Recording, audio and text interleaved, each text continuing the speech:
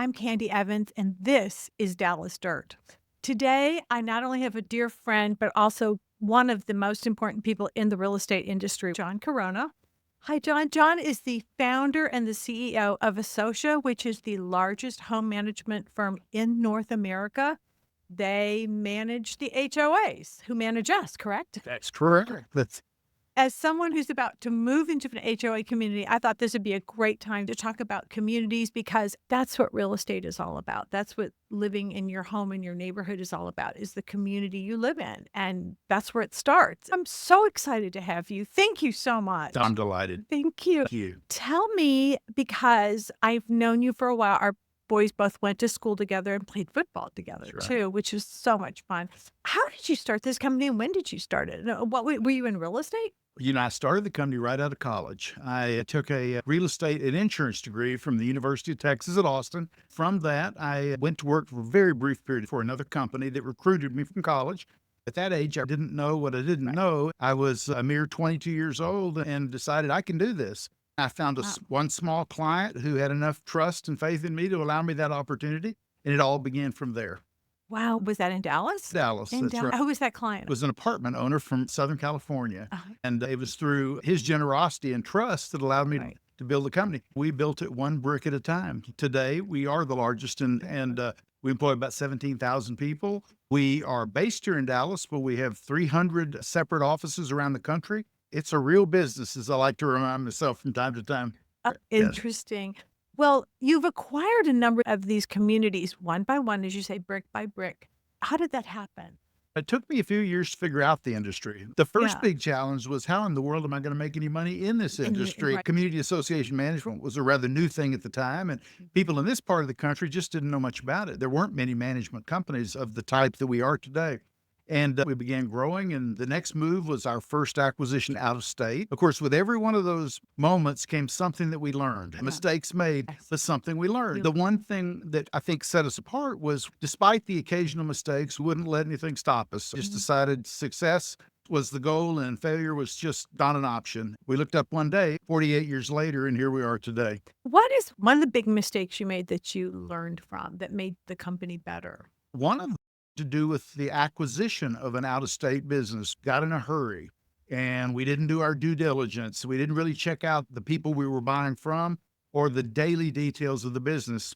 Well, we paid the price. Turns out that the sellers had actually acted in fraud. We were a young company, and we didn't have much money, and we certainly didn't have money for mistakes. Right. But once you go through it, you learn, and Yeah. you don't repeat it a second Right. time. Exactly. But we've had things like that throughout the history of the company. With each and every acquisition, even up to this, we learn something. We find something in that company that we either learned from because we never really thought of it, or we had done the same thing years ago and abandoned the practice, though it was a good practice. Every bit of it has been a learning experience. We tried to get wiser as we go, and we did learn along the way the art of making a little money. So that initial worry passed as well. You learned that very well. I mean, the model is that you own the company that manages the complex, Manages the various the homeowners. various That's associations. right. And so you have employees you pay, but you also do all the painting, the upkeep, We the d- we maintenance, do. the lawn, everything. We do. Yes. We are full service in that regard, and we find that clients really favor that approach. Yeah. Because of the size and scale of our operation. We run hundreds of service trucks coast to coast. The clients are able to get a good price. Quality is always important, no matter who you are or what company. We have to make sure we're maintaining top quality in everything we do, because clients scrutinize those things as they hire you for management. They want to make sure that the other skills that you boast having are skills you're capable of doing. We train our people very well. This company spends millions of dollars per year training its employees. And the one thing about training in a service business is it never stops. Right. You continue to deliver that message and the next message, and you hope that people along the way become more proficient at what they're doing. And they do. One of the things I'm most proud of with our company is that our people enjoy being here. Employee morale is very high within our company. We've been a coast-to-coast national best place to work. And so those are the type of things we strive for and that we're proud of. And that's great because if you're also a big company and you kind of rule the roost, but you also are a very good place to work and your employees are speaking volumes Well- about. Let's talk a little bit about community because that's such a real estate buzzword now, and it has changed over the years a little bit. And I want to go back to how it was when you first started the business, a community I mean, I remember when we got out of college, we went to our first apartment, and it was an extension of college in some ways. There was activities and there was a pool and all that fun. Then you get older, goes on, and now you've got the full circle of people entering their golden years, which I don't know if they're so golden or not. We hope they are. We hope they are. And then they kind of come back to that. That is the very point. It is cyclical. Yeah. Changes a lot of things. External factors are always involved in how communal people actually feel. When you look today at what's going on and the controversy and the issues that we face as a nation and into our communities, we think having well-constructed, well-organized, close-knit community is probably as important as it ever has been. And so what we're finding today is that after coming out of the 70s and 80s, when people were a little apart from one another, people didn't necessarily speak to their neighbor. That's being renewed in a positive way. People want to know their neighbor. They want to connect. They want to find commonality. One thing about living in a homeowners association is it requires a degree of conformity as well. There are rules and regulations that actually preserve and increase the value of the community. It comes with an understanding on the part of each resident that you're not simply in a place that is detached where you can go outside and scream to the top of your lungs, have nobody that cares. It's different. But our industry surveys on a regular basis overwhelmingly of living in homeowners. I think it was 86%. It's very high, the high 80s. The only thing that ever makes the news are the sensational stories about one in a dispute with their homeowners association or neighbor against neighbor. And while those situations do in fact occur, it's a very small percentage of cases, but those are the ones that draw the attention to get reported on. People really appreciate living in a homeowners association. I do too. I'm looking forward to it. To me, it means there is a quality. I'm very OCD about my home inside and out. If I see something that looks out of place or the garbage is still there after get it out of there, get it done, get it cleaned up. When you live in an HOA, there's that expectation, and really everyone has to do it. You keep your property up. If you don't, you're in trouble. You do. But the good thing is there's reward for that because people do have to keep the lawn mowed and keep the junk cars out of the driveway and keep the 18-wheelers from being parked inside the community. And all of those things promote quality of life. But our job is to make sure the rules are fair and enforced. Our most pressing issue is to assure there's a communal spirit. We're not just property managers, but we are the social club. Fun. I understand that, by the way, at Lake Forest, I've been asked to join the Mahjong group. I'm going to start playing Mahjong, I guess. No, division of our company organizes all of that. Yeah, the whole division. The whole division organizes all of that to assure it's our lifestyle. It assures that we're not only providing the basics of property management, does the pool get cleaned, does the lawn get mowed, but we're providing the social calendar as well. It's an important part of it, but it's one of the best parts of living in an association. I'd like to know how you think that changed from during COVID and after COVID. Wasn't it more important during COVID that people got together? People, of course, couldn't during COVID, but what they could do, because they could call their property manager and say, I noticed that loose gutter over there, or I noticed that door that needs painting. That's what happened. Oh, there's no question about it. When people went home during the period of COVID, our phone volume increased noticeably. People would call and let us know all of the things that we could do better. And they were right. There were things that we could do better. Our job got a little rough there for about 2 years. But today, things are more or less back to normal again. People have returned to work outside the home. Again, it's a much different environment. But as difficult as that period was for everyone, it made us a better company. I'm going to ask you now about communities. And you've got a new book about this. Thank you very much. It's the third in the series. In the Common Interest, Unlocking the Potential of Community, which is such an important topic in real estate. I mean, it's really why people buy their homes. People buy their home because they want to live in a community or a neighborhood. And it's the kernel of the basis of real estate. How does Associa, as the large company that it is, make sure that your communities are functioning and thriving? Well, the single greatest thing really revolves around communication. It's just critical that homeowners know what's going on, what their board of directors, in every association, a board of directors is elected from the body of homeowners themselves. And those are the people that we take instruction from and that we report back to on a regular basis. But it's important that that board of directors communicate to the homeowners what's going on. It doesn't matter whether it's a small project or a massive renovation of the community, communication is the key. And fortunately, we now live in an age when social media and Facebook allow that to be much easier and inexpensive. In the old days, if you would, of community association, you'd prepare a newsletter and it'd have to be mailed out. And while it was a good way of communicating, it was expensive. Using social media has really turned out to be to the advantage of community associations. Because when people don't understand the budget, why the rules exist, or what an appeals process might be if they receive some sort of notice of violation, that's when they become negative, upset, and that's when neighbor can oftentimes turn on neighbor. Because these board members that volunteer their time, there's somebody's neighbor as well within the community. You want people to be fair and consistent in rulemaking and rules enforcement, but you want to make sure that you also are willing to listen. A big part of a successful board of directors is listening when homeowners have concern. Now, we talk about the quality control that you keep up, which is such a benefit, I think, of living in an HOAs, knowing that the grass is mowed and the trees are trimmed and the trash is picked up nicely, not scattered all over the place.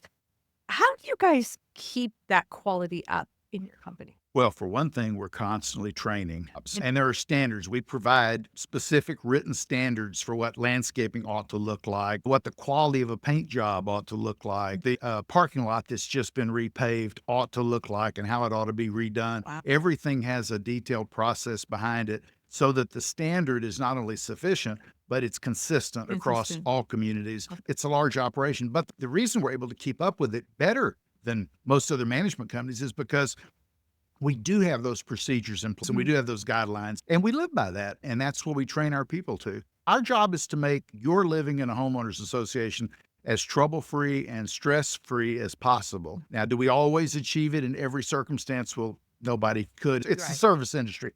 But I can tell you, we take every issue very seriously. We watch our Google ratings and work toward the best possible survey results and reviews from our homeowners. We want to do well. And we want them to communicate to us not only when we're doing well, but to let us know if we're not or if we've missed something. Part of the training of our personnel came years ago from Ritz-Carlton. Ritz-Carlton has a training program and to other companies. We adopted the Ritz-Carlton training methodology years ago. To my knowledge, no one else in our industry does that, but we did it. We think it was a great foundation for all of the training that's come since that time, because as we've grown and gotten older, our entire methodology as well as our library of tools to use in training has increased significantly. I love that. We want to do a follow-up story on that. It would be so fun to kind of do a day in the Ritz-Carlton training session of Associa. Well, if you were to travel around the country and go up to one of our employees and say to them, "Show me your Associa book," I guarantee 9 out of 10 would pull it out of their pocket and show you. And we reward them for keeping those Associa books handy and carrying them with them when they're asked. They never know when they're going to be asked, "Show me your Associa book." That Associa book, much like the Ritz-Carlton book, talks about all of the service standards that we expect. And we give every employee within the company a certain amount of authorization to take care of a problem, period. We don't want to be so bureaucratic. Problems or issues can't be resolved with going through 3 or 4 steps of management and whatnot. We want our frontline people to be able to resolve as many issues immediately as possible. Because sometimes homeowners get frustrated if they wait too long. And that's a big homeowners appreciate that, because sometimes issues, depending upon the size of scale, require board approval. Even though we're the manager, we don't necessarily have contractual authority to make the repairs and improvements without that board approval. Board members are volunteers. They don't meet every day. They don't meet every week in most instances. If you can bypass that to a limited extent and have the authority to just fix things, people love that. They love that. Let's say I'm writing a story about how to avoid bad HOAs. What is something that consumers should look out for in an HOA that is it kind of a telltale sign that maybe that's not a well-run HOA? If I were moving into a new HOA, one of the things I would do is before I completed the transaction, I'd talk to a neighbor or two. Tell me about the HOA. Tell me about the board of directors. Are they responsive? Do they listen? Do they hold regular meetings? Do they make available to the homeowners financial statements on a regular basis? You're supposed to let those are open books. Open books, and Texas law requires that certain things be available to homeowners. Every homeowner is entitled to know exactly how their money is spent. And that's not just unique to our state. That's all across the industry, all across the nation. And again, if homeowners know what's going on, they have a much greater appreciation and a willingness to be more cooperative as various governance issues come up from time to time. Well, that's a good advice, because I have heard stories from people I've written about where you move into a building, let's say a condo or something, and immediately you're hit with a $25,000 assessment because something has to be fixed. A really good rule is to read that financial statement before you close on your... And most closings around the country, a disclosure statement is requested by the buyer and provided by the seller that talks about issues of the association that might be pending. A properly completed and executed disclosure statement will tell you what issues Precisely. are coming up. Is there a big roofing problem? Is there a foundation problem? Something of significant proportion? Is there a pending special assessment? It might be pending, it might not have been authorized or approved yet, but if it's out there and a possibility, you as a buyer want to know. And there was a horrible example of that in Miami not too long ago. The structural integrity of these buildings, particularly condominium associations, and we Yes. manage a great many condominium associations across the country. In New York, in the 5 boroughs alone, we manage over 1,000 buildings. Just Wow. in that area, all of those have structural issues that have to be taken into consideration. Most, of course, are in excellent condition, particularly given their age, Because they're maintained. conscientious board of directors did the things Right. necessary along the way. Doing the right thing, especially as the property ages, can be quite expensive. But I Yes. can assure you this, with nearly 50 years of personal experience, it's a lot more expensive if you put it off. Exactly. Yeah. And that is so true. It's very much similar to being a homeowner. Put it off, the termites come, the wood rots. It's not a good thing. You have to take care of maintaining your property. The result of what happened a few years ago in Florida with that Yeah. building collapse, So the sad. Florida legislature has made significant changes in the law to assure that doesn't occur again. Yeah. Among those things, requiring building reserves studies to make sure that each and every association knows what its common elements will need into the future, and then sets aside an appropriate amount of money on an annual basis to cover those To cover costs as they that. come up. I know that sometimes in the news, one story comes out and it's blown up, and then that kind of sheds a bad light on the whole industry. It's like that basically in everything. But I remember several years ago writing about the soldier in Frisco was in an HOA and they were going to foreclose. In Texas, let me see if I get this right. If you don't pay your HOA bill, the HOA does have the right to foreclose on your property. In most instances, In that most is instances, correct. right. Because if a person doesn't pay, then that burden falls upon every other homeowner. It's an emotionally charged issue. People go in budgeting for their own family and their own account a certain amount of money, and suddenly 2 or 3 of their neighbors don't pay. They have to pick up the slack. And so nobody wants that. But on the other hand, foreclosure is always a serious issue, and we try everything possible. And most boards of directors feel the very same way. Nobody wants to foreclose. Any kind of personal enrichment from foreclosure is prohibited and will get you promptly sued. So the myth that boards of directors or individual directors often want to foreclose on members of the association is the myth. You have to understand real estate to also know you're not in the real estate business. So you don't want to own all That's these right. properties. That's you, exactly you right. want to do your business, which is managing properties, That's not right. owning them and You selling know, them. situations like that Frisco situation, those things do come up from time to time. No, What's we that? did, I'm pleased to say. Yes. But we've had the occasional issue too. We're a very large company and things come up. It's a service business. People make mistakes, but we try to encourage these boards of directors to think twice before they take any kind of action of a particularly sensitive nature, political perhaps, elderly residents perhaps, any of those things you really want to look at carefully, because at the end of the day, regardless of the issue, these people are your neighbors. Exactly. And when all the turmoil is over and settled, they're still going to be your neighbors. It's important that people really think about how they approach these things. But sometimes things happen, and sometimes boards get a bit overzealous. That does happen. It's not widespread, but it does happen. When that's the case, bad things can happen. Things get in the news, things get reported. Many times they get misreported or exaggerated, but a bad report is a bad report. It's not good for the homeowners association. It's not good for property values. And it's certainly not good for the parties that are at dispute. So try to avoid those things. What are some of the biggest misconceptions about HOAs? Well, I think perhaps the biggest misconception is that most residents in homeowners associations are absolutely delighted. They support their boards of directors. They're pleased with their management company. You'd never know that. Every time the legislature in Texas meets, fairly large contingents of people show up at the Capitol wanting to change the law for one reason or another because they're angry at their homeowners association. And one of the things that the members of the legislature have to be reminded of, the people that are happy, they don't come to Austin. It's only the people that are unhappy for one reason or another. And oftentimes, though they are the squeaky wheel, their issue isn't necessarily one that should be addressed at the legislative level. Well, I do want to talk to you about technology and innovation, because I'm sure that's something that was not around when you first started. How have you utilized and how has technology assisted you in the management of these associations? Candy, I've been in this business a long time. And if you would have told me 20 years ago that we would use artificial intelligence in my business, or that we would have used any of the various technologies we use, I would have just looked with a blank stare. But today we use artificial intelligence as an example on a very regular basis. How do you use it? We use it for governance. Every association has a very thick document, called the yes. governing documents, Yes. and they're lengthy. AI allows us to pick and choose the information we Good to know. instantaneously. It allows us to take that same information and give it to our phone bank of people that serve the customers. Because of artificial intelligence today, more and more of those people are able to use artificial intelligence to make sure that the call is handled in an automated fashion from start to finish. So what it enables us to do is not displace people. Our goal is not to reduce our pay. Our role is to get our people out onto these properties where they can inspect them, because there is no substitution for eyes on the issue. And so we want our people out there inspecting those properties, and the things that can be done through the new technologies that exist. Well, that's great, but it doesn't mean we're going to end up with fewer people.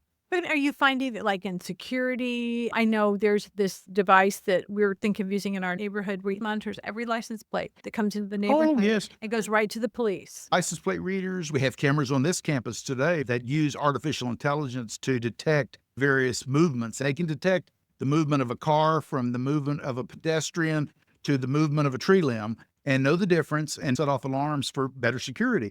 1/3 of all incoming calls to our company are handled by artificial intelligence, not a human being. Wow. Now, one of the functions we have is that we distribute money. We have thousands, literally, I think the number today is close to 80,000 separate vendors that we do business with. Send in their invoice through electronic portal.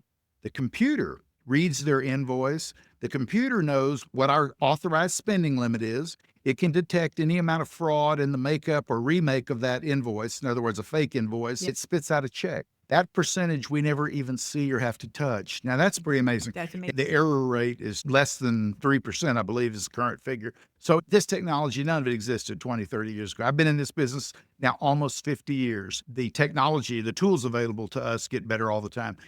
Will there need to be actual property managers 10, 20, 30 years? Absolutely.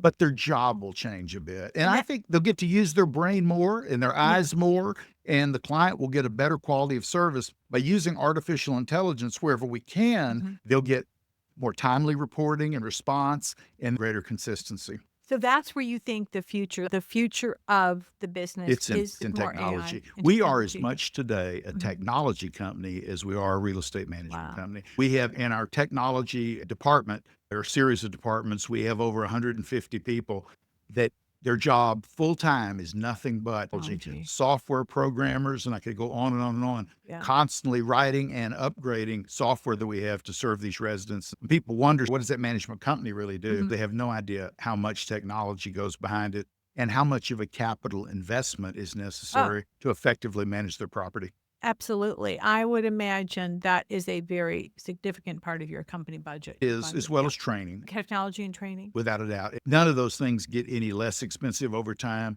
but to compete today, you absolutely have to have them. In my earlier years in the real estate industry, that, we liked doing things a certain way and nobody should change how we do it. Yes. And realtors are to me, I was an active realtor for many years. Realtors don't like change. They like to know the program, but today it's all about change. Can't keep up. Forget it. They just have to be willing to adapt. More and more people of all ages find themselves willing to do that, not necessarily because they want to, but they recognize that's just the world we live in. And that's part of the success of this company is over our near 50 years in business, we've adapted as we needed to be. Our priorities have changed. Our service offerings have changed. And all of those things at the end of the day, while they were difficult in the beginning, they made us a better company. They did. And I think that is a beautiful way to wrap, because it's amazing. You've been in this business so long and you've grown it so tremendously. But a big part of that was because you adapted to the change, which was a lot. You have to. Yes. And that's just the world we live in today. And we can sit back and become frustrated about it, or we can embrace it. And we just choose to embrace it. I'm one of the fortunate few that loves to get up and go to work each day. Even at Yes. my age, I don't think I'll ever see a day of true retirement. I enjoy this too much. I enjoy homeowners. I enjoy working with people. We are honored to get to serve these homeowners associations. Well, thank you so much. And I'm so honored that soon I will be in one of your homeowner associations. That's what I hear. I love it. Thank you so much. I hope you've learned a lot. I certainly have. And there's more to come in the common interest because real estate is really all about community. Thank you for joining Dallas Dirt.